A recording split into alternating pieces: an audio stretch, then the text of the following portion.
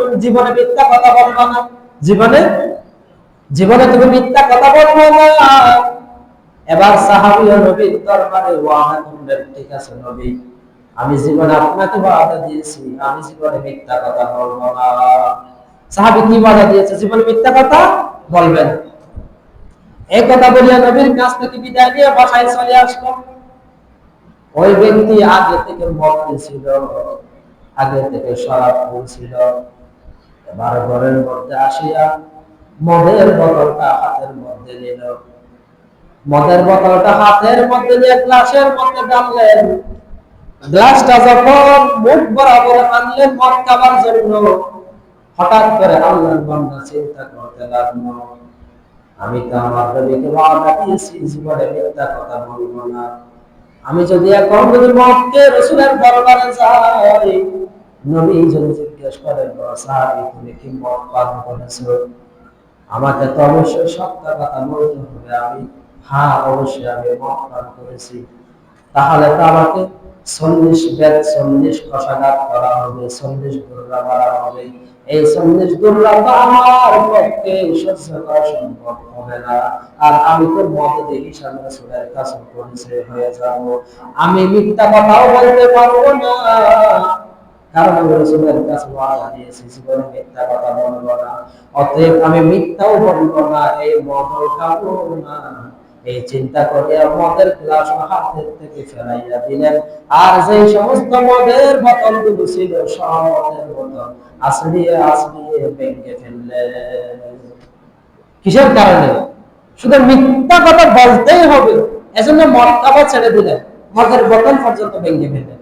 তারপরে আল্লাহর বান্দা যখন রাস্তা দিয়ে হাঁটতেছে, হঠাৎ করে এক বেগানা নারীর দিকে সুন্দরী রূপসী নজর পড়ে গেল।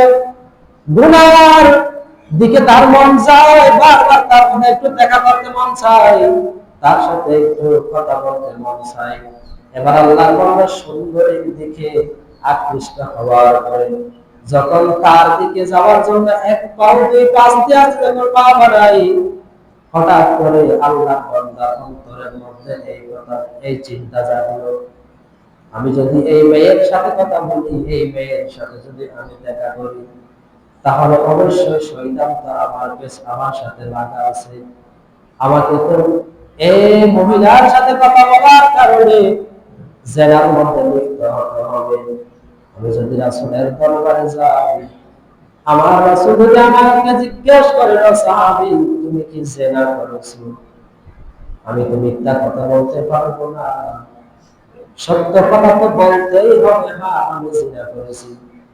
তাহলে তো আমাকে 100 বেতাঘাত করা হবে, 100 গুররা মারা হবে। আমি তো 100 গুররা সহ্য করার ক্ষমতা আমার মধ্যে নাই।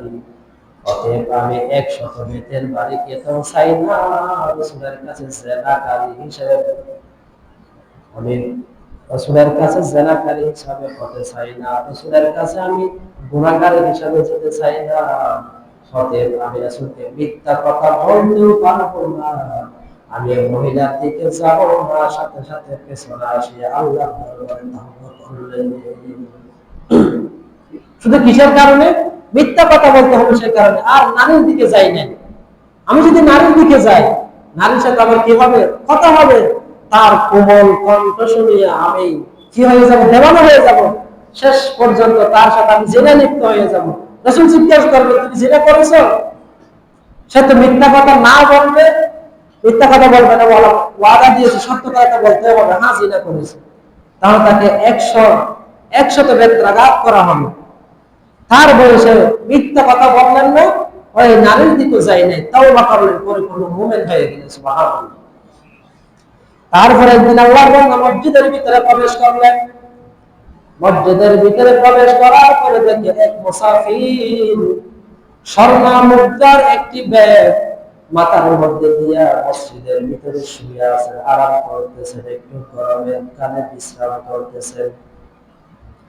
আল্লাহর বান্দা ঘুমের ঘরের মধ্যে তার ব্যাগটা মাথার নিচ থেকে সরে গেল।